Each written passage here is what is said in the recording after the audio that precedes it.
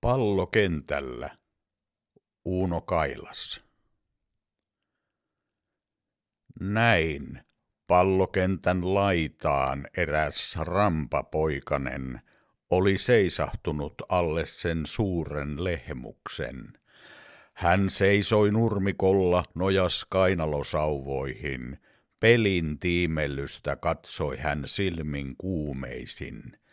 Yli aurinkoisen hiekan, johon lehmus varjon loi, moni riemukas huuto kiiri, moni kirkas nauru soi. Pojat juoksivat notkein säärin yli pallokentän sen, eräs seisoi hievahtamatta, eräs raajarikkoinen.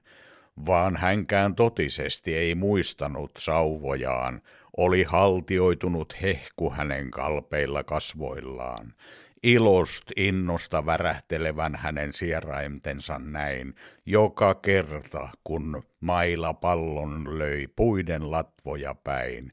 Rajan takaa milloin joku rohkeni juosta pois, oli niin kuin lehmuksen alta eräs myöskin juossut ois, kuin jättänyt ramman ruumiin olis sielupoikasen ja syöksynyt kilpasille kerran toisten riemuiten.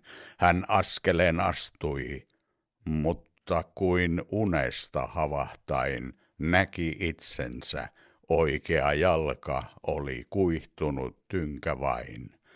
Pojat juoksivat notkein säärin yli pallokentän sen, mut lehmuksen alla seisoi eräs raajarikkoinen, joka ruumistärisevänä iho harmaana kääntyi pois, kuin ruskean nutun alla sydän pakahtunut ois.